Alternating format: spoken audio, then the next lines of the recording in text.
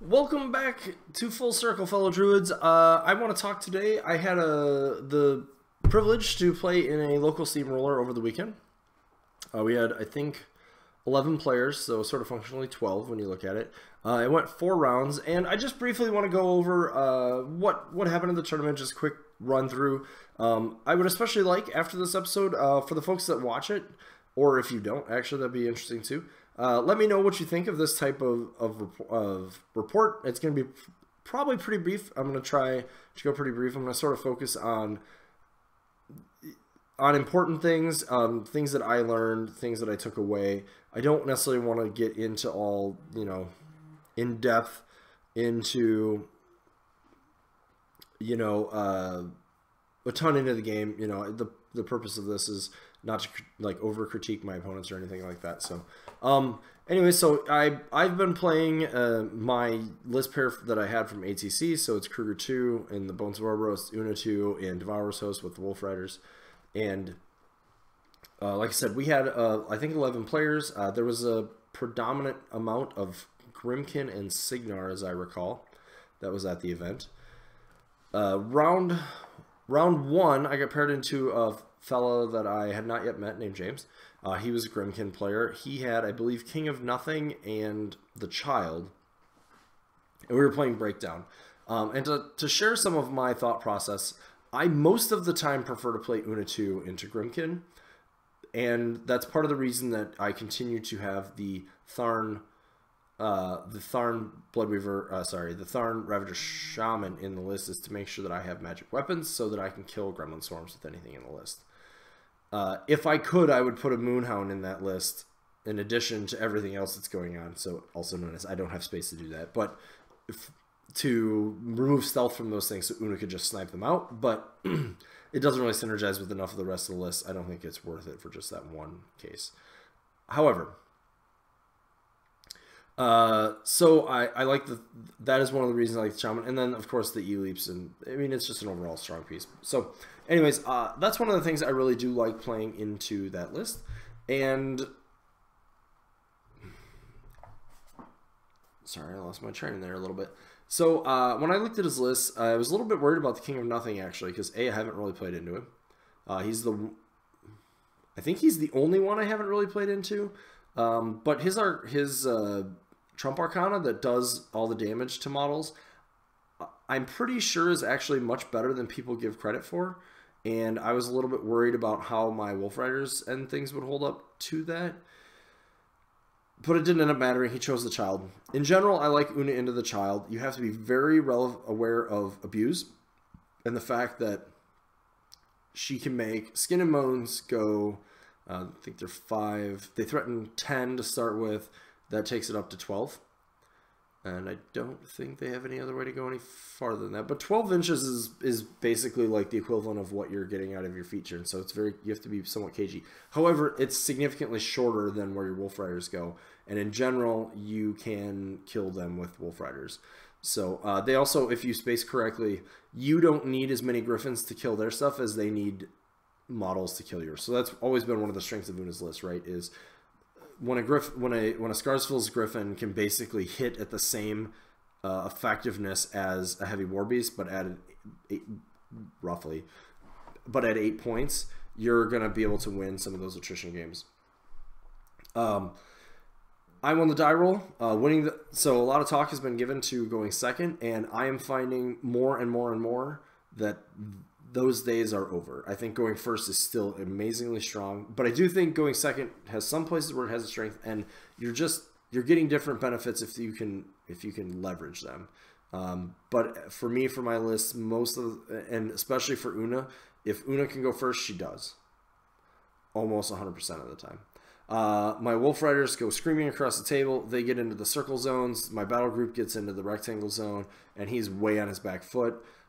He tries to do a play with a Force Hammer early on that was probably ill-advised, and he would have been better off putting Discord on one of his beasts and making that beast sort of difficult for my Wolf Riders to deal with on my left. He doesn't. And basically, like I said, I'm not going to go fully into the game, but the way that it plays out is I'm able to use my Wolf Riders and my feet to kill most of his light war beasts, as well as one of the skin and moan. Yeah, one of the skin and moans. And most of a Cage Rager. Unfortunately, because he had sacrifice, I actually stopped there. I could have killed another Skin and Moans, but I think he just ends up with full health Cage Rager, and I didn't think that was worthwhile. He goes in with it. He's able to kill my Gorax, which was an interesting priority selection, but probably not a bad one. Losing Primal does make a pretty big difference, but it made it pretty hard for his Death Knell to get where he wanted it to. I'm still able to kill Hand of Fate on a Griffin plus flank on enough of them is still enough to kill a Skin and Moans, especially one that is not benefiting from the Death Knell. And eventually I just ride that to a scenario victory. So again, great opponent, great game. He was just coming back into the game, so it sounds pretty enthusiastic, and it was a fun game. Round 2 paired me into Ben, who's one of the mercenary players. He has General Ostrom and Damiano. Both of them have enough guns that I feel like I need to play Kruger. I expected him to play Ostrom, who I think is a rougher matchup for me because of his feat. He can put a lot of models into me. I can turn off his guns or reduce their efficacy somewhat, but he's still going to be able to put out a lot of pain. And I could maybe go Una into that and hope that I can utilize enough stealth. And this is a case where if you have the Call of the Wild version of Una, you might be a little better off. I may have needed to take advantage of Windwall here a little bit. But nonetheless, I don't. He doesn't either. He drops Damiano, I drop Kruger. And sure-footed trenchers, if you've never played against them, are actually a big pain in the ass to kill. But sure-foot means that my Woldweirds have pretty good odds of killing them. And so I do. He gets a lot of tough checks early, and then in the rest of the game, my dice kind of go bananas. I'm able to use a lot of sprays to clear his guys. He's got 2 units of steelheads. He's got a unit of trenchers. He's got a unit of steelhead guns. He's got boom hollers that can ambush. He actually makes a play mistake and forgets to ambush them. He should have also feeded a time he didn't, so he just was a little bit frazzled in the game, unfortunately. And but it allowed me to take advantage. If it were a friendly game, I probably would have stopped him and said, "Are you sure you don't want to feed at the end of that turn?" But in a tournament setting, I usually will assume that they're doing things for a reason, even if I don't see it. It was not a good call for him in this case. I killed both his nomads. I kill most of his infantry at that point. He's mostly got a couple solos and his rifles. There's a point where he kind of thinks he can maybe get a little bit of damage on Kruger to go for an assassination, but it's pretty much not going to happen. And then I'm able to clean up the game. So win that one. Ultimately, on I think he conceded at one point, so it would be an assassination victory. That sees me play round 3 into my buddy Kirk, who's a Trollbloods player, and definitely a thing for you all to learn here, and I taught it to Kirk after the game. But he had a list with Grim 1 that had a Glacier King, and his other list was Madrak 3, mostly with infantry, and no Colossal. Looking at it, I felt like... So, I was pretty convinced that he did not know about a situation that everybody here should make sure they're paying attention to. If you play against a Trollbloods player who brought the Glacier King and you drop Una, you are going to have to play incredibly carefully, especially depending on what support that Glacier King has, because if it puts up its Animus, which no Troll player ever wants to do because they want to max that gun out every turn, but if the caster puts up the Animus or the Glacier King puts up their Animus, you're gonna have you may not be able to kill it with Una's list. And the reason is you can't get flank because your Griffins are knocked down. They do not have a melee range. They do not provide flank any longer, and that's going to be the end. It certainly makes a case for having if you are going to play Una, playing something like the Storm Raptor in the list where you can maybe chip in some damage and then put that into it, and you, with Primal, probably have decent odds of killing it, especially if you can take out the Creelstone or something. Anyways, I was pretty sure Kirk didn't know this. I figured it would be interesting to find out. The scenario was standoff, so it's pretty scoreable, and that was really the ultimate reason I ended up going with Una, is on breakdown, standoff, and I think it's Outlast, the circle zones. I really like playing her because the Wolf Riders really dictate a lot of that game by being able to score those circles and just keep them cleared out. So I went with that. That's basically how it worked. He got aggressive with Grim early to feat early, which meant that my feat was really purposeful, but he didn't. He just had infantry in the zones, so I kind of dirtled around dealing with them. Grim did not back up, and he did try to block a path to him with some of his Creelstone members, but I'm able to fly over a house, kill them, sprint into melee with him, use the feat here, and I'm able to assassinate him with a Hand of Fated Primal Griffin. If that doesn't work, I probably try to kill his objective and then send in another bird, and I think I can accomplish that. So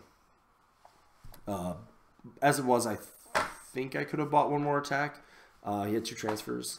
He didn't tough. So Grim goes down. After the game, I explained to him what I just explained to you. So be very wary of the Glacier King Animus, as you could find yourself having that problem. Theoretically, the Winter Troll Animus, Winter Troll / Winter Argus Animus, I think are both capable of doing the same thing. So if you're worried about an assassination from Griffins, take a look at that. Or if you play Circle and you're playing into them a lot, but dust off your Winter Arguses. Okay, so that was round 3. Repair Down won his game, so we go into game 4. Game 4 is my buddy Matt. He plays Crix. He usually likes he has Special Snowflake Syndrome for sure, self-admitted in his case. He's got Iacos 2 and Scar 2. It doesn't really matter which list he's playing. I think I'm playing Kruger, just because I need the volume of attacks. His Iacos list has, I think, like 40 Mechanothralls in it, and the Scar list has Jax, but I think I need to have Kruger in case he plays Iacos, and yeah. In hindsight, I probably could play either list, but I have to be very, very careful. So the way this game unfolded, I should have probably lost the game through some mistakes and not really fully understanding what Iacos could do. I move up. I think I went first. I move up. I actually move up carefully because I'm worried about his assassination, and he said I was right to do so. I think he said 30 inches from the back is about where Iacos threatens to. And if he hits Kruger, he can get Deathjack to me and I'm dead. So keep that in mind if you play into him. And furthermore, so the way the game goes, I killed swaths of Mechanothralls between all my ranged attacks and whatnot. I'm able to kill Charybdis early because he puts him up where he's threatening, and he puts him in water so that his prowl triggers and he gets stealth. I'm able to get something within 5 inches. I TK him so that he's not 100% in the water anymore. We pull him a little closer with the gallows. Megalith goes up, kills him. I TK Megalith back a little bit. Kruger feats. Now, this last part was the important thing.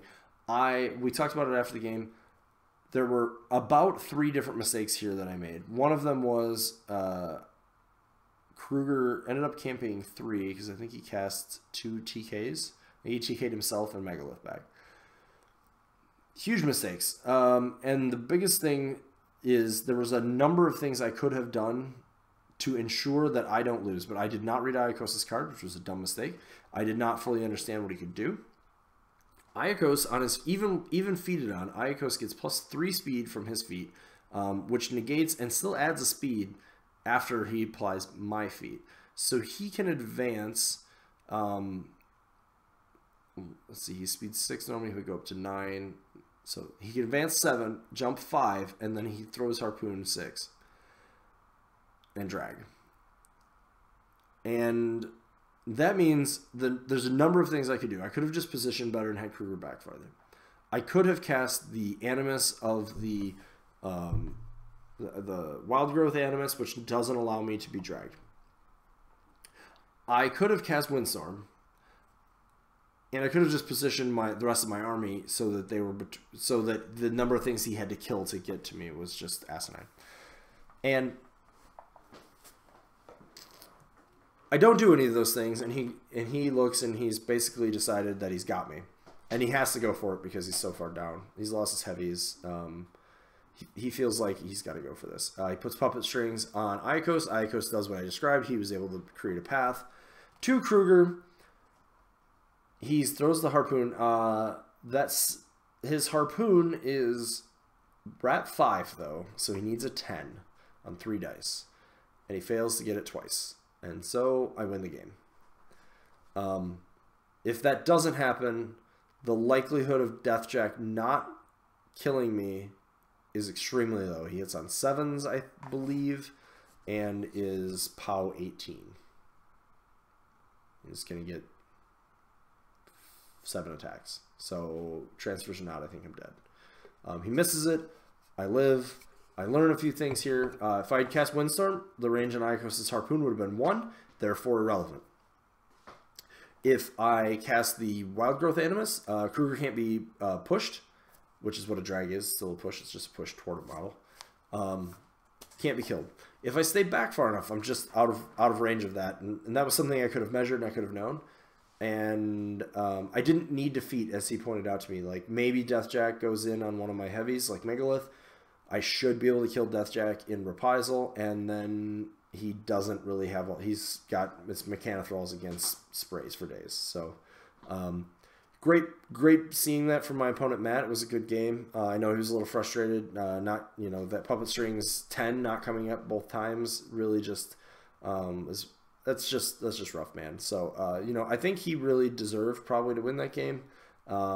I was winning, and, you know, I have my video where I talked about not losing the game when you're winning, and it didn't seem like it at the time, but it was aggressive for no reason for me to go up and feat with Kruger when I really just needed to focus on not dying that game. So, so anyways, with that, I do end up winning the tournament. Like I said, hats off to all my opponents. It was great fun. Thanks to Chris, our local, who ran this one, so I didn't have to.